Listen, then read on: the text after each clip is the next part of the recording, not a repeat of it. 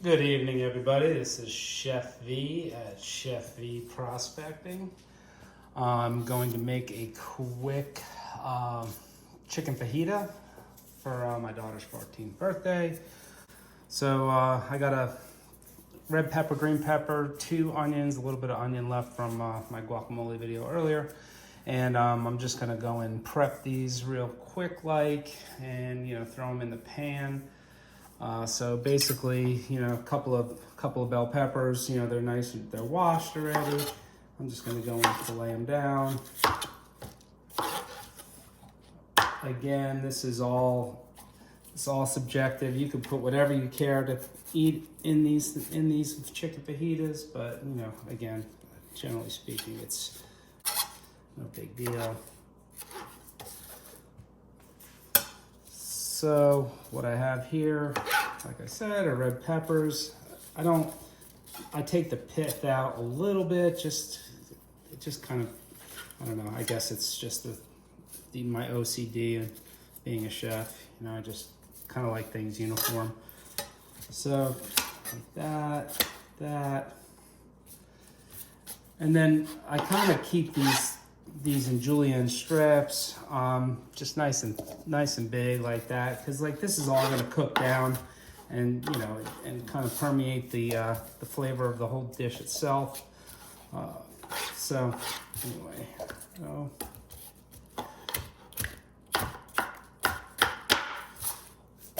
that, go to the green pepper.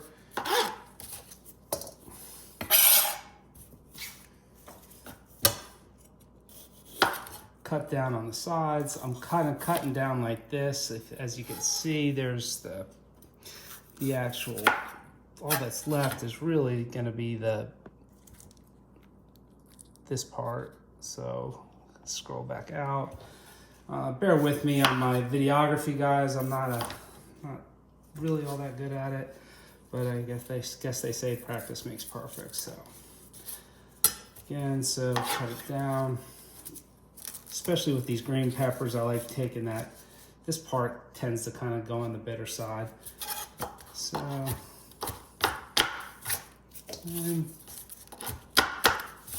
and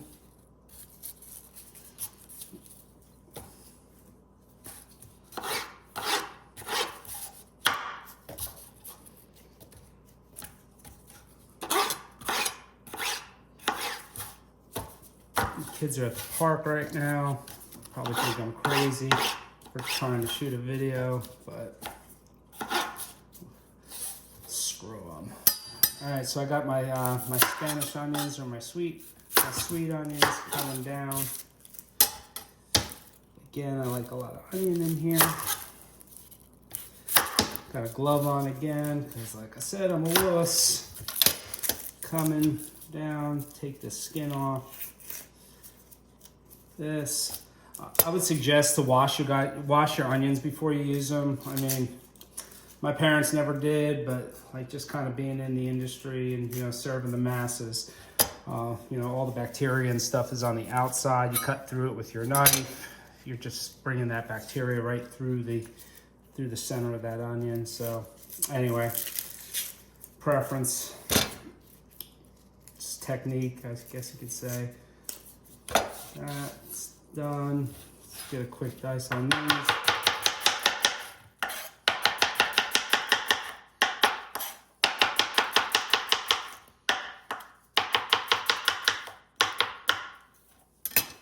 All right, so I'm gonna get my chicken ready, and then I will show you the next step of the process. All right, y'all. As a professional, I would be a disservice to not talk about the quote-unquote dangers of chicken. Chicken's a nasty, filthy animal. They kind of hold a lot of bacteria, and so having food safety is really important with this. I generally like to work with a drier piece. It kind of keeps the splatter of the blood going down. So I'm just gonna dry this off with a paper towel. It's just 2 big chicken breasts, damn near $18 or whatever. Shit, used to be able to get this for $2, but anyway, world we live in now. Thanks, Biden. Anyway, so I have these 2 chicken breasts here. I'm gonna clean them a little bit. I'm looking, there's still a little bit of tendon right here. You know, I'm gonna kind of trim this fat off and then cut it up into strips. This is the last step that I'll be using for the board. Again, safety, you want to kind of just make sure there's nothing cross-contaminated here. So, you know, that was the last step of the process. I'm just going to kind of take these straps off. The dog loves it. Again, there's that tendon. Just want to kind of get that tendon out. Nice and clean, nice and clean. That's one. It's about 2 pounds of, well, about 1.5 pounds of chicken right here, I'd say. Again, take that tendon off. You just see I'm just taking the blade and just stretching it like that. That's pulling the skin away from the meat. Looks good, looks good. When you're cutting chicken or any meat into strips, having it nice and cold or even just partially frozen is gonna give you more control with your blade. This happens to be completely thawed, but anyway, I'll still be able to manage, I guess. So I'm just cutting in nice thin strips. Again, a nice sharp blade is important here. I'm gonna keep this and strip and strip. Now, when I'm doing fajitas at the house, you know, I gotta just kind of over the years, I've kind of come across like a method that works good. It's enjoyable. It tastes delicious. You know, one of the key ingredients in there, obviously outside of the vegetables and the protein, is Worcestershire sauce. Let me talk about Worcestershire sauce for a second. Not all Worcestershire sauce is created equal. You know, there's lots of brands out there, Heinz, French's, but if I am gonna say one thing about cooking, the quality of the ingredients and is going to provide you with the best results. So this chicken's all nice and julienne now. I'm gonna get this all cleaned up. Leave that on my board until I'm actually ready for it. And I'm gonna get the stove going and I'll bring you back here in a second. All right, guys, I'm back. So I got my onions and peppers going in a wok just for the size of the pan. It works well for me. Gets it nice and hot. So I'm rolling this on high heat right now. While that's cooking and whatnot, I'm gonna go and toast some of the spices that I'll be using. I like cumin in my fajitas, so I'm taking some of these cumin seeds right here, and what I'm gonna do is I'm just gonna toast them nicely. This is gonna bring out the oils in them. Then I'll put it in a mortar and pestle and then grind it up and add it to my pepper and onion mixture. Oregano, cumin seed, oil, about I don't know, half cup or something. Made for television, baby. Anyhow, you know, get in a nice little heat on here. Wok's got a really thin bottom. It's going to go and it's going to cook quickly, achieving a couple of things. The size of the vessel obviously is helping out. So anyway, I got my seeds going. I got my onions and peppers going. Remember, I said Leon Perrins. This is the way to go. This is one of those ingredients that you just got to have. So I'm going to cut this heat down a little bit. All by sound and smell. I can smell those cumin seeds are starting to toast up pretty good. I don't want to burn them. You know, I have this in a cast iron skillet right now. But so I could use these quick. I'm kind of looking, you're using your senses here. I'm looking and with my eyes, I can see that I'm getting a little nice toast on there. Cut those bad boys off. Grab my mortar and pestle. And you guys can't smell this. This is a mortar and pestle. Back in the day, I guess I used this for other activities. All right, y'all, I'm back. These veggies are kind of simmering down a little bit. I have my cumin seed in the mortar and pestle. I'm gonna go and give this a quick grind.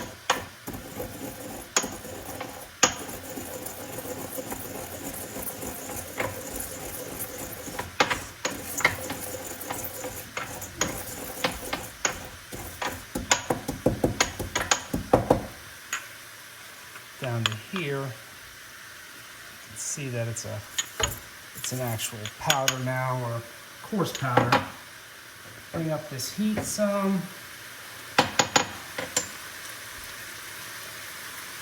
couple teaspoons of cumin seed with some ground. Smells good. Tablespoon of oregano.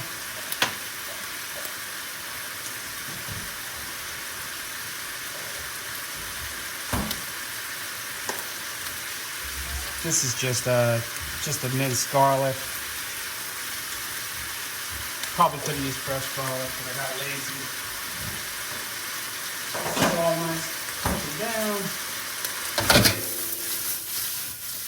I'm bringing these peppers and onions down some. Then I'm gonna put my chicken in now.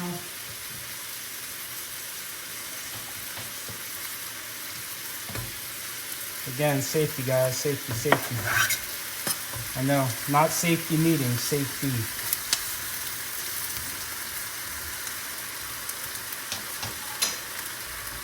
Gonna let this burn for a second, burn on, and I'll bring you back in.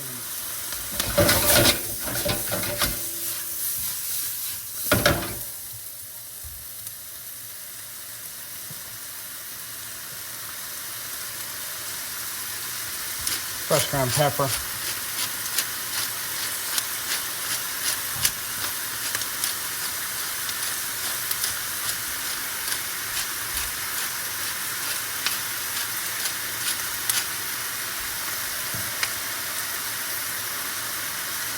Kosher salt.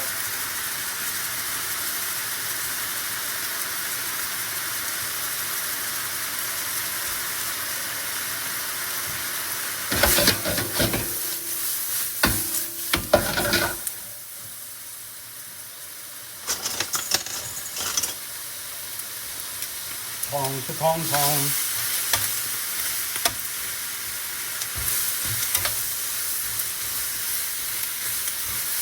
Looking nice. That chicken's nice and thin.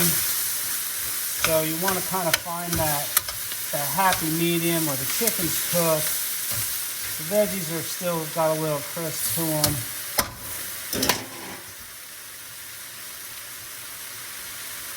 Now I was talking about the Lea & Perrins. That's kind of the base of the sauce. It's going to give it some sweetness. It's going to give it some of that richness as well.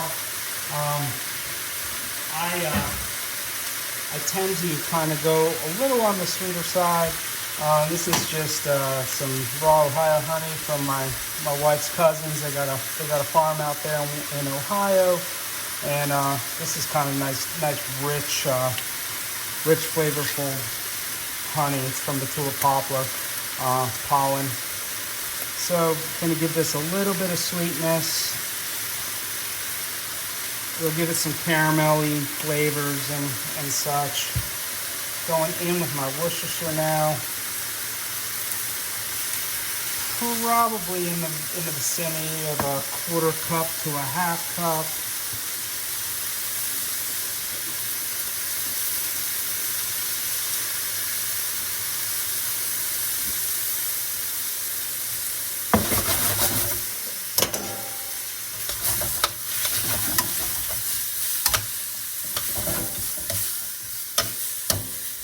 You could do pepper steak this way.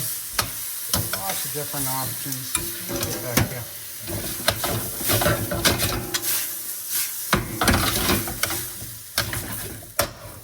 coming up on the heat. As you can see, this chicken, it's still not quite done, but it's getting there.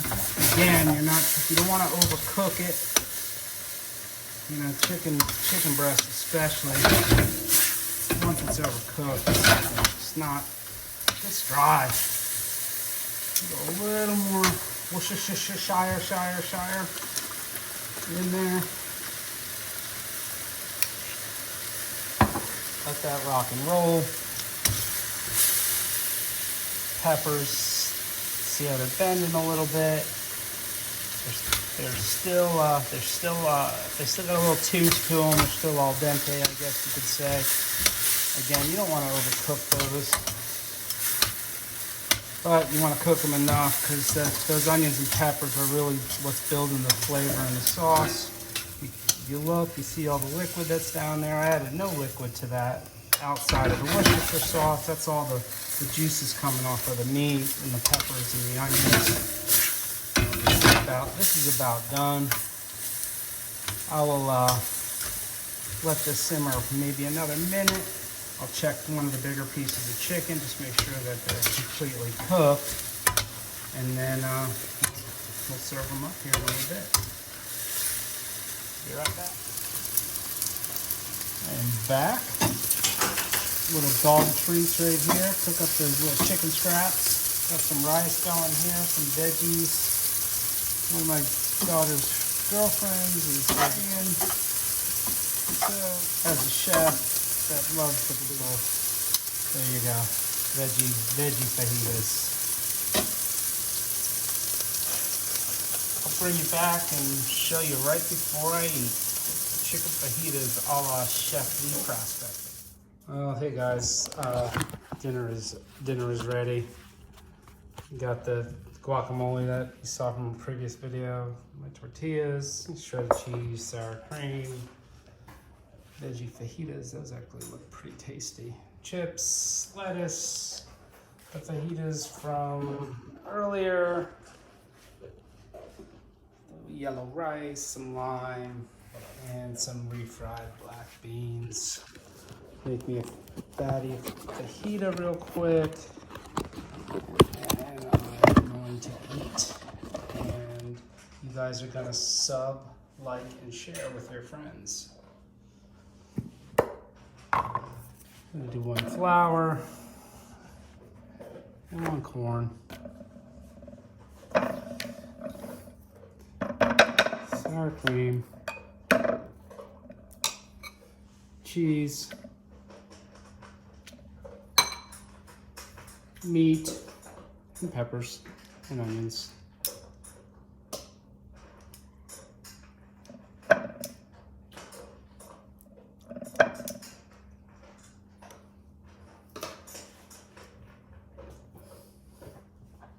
A little touch of bean.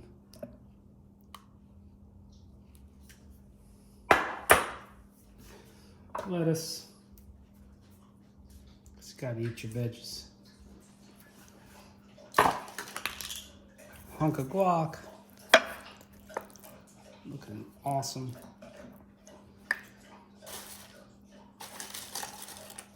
Some chips.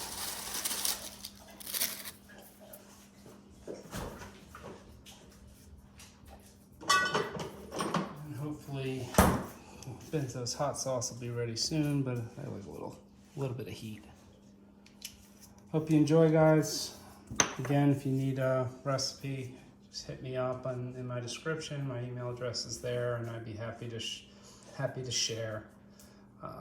Chef V Prospecting out.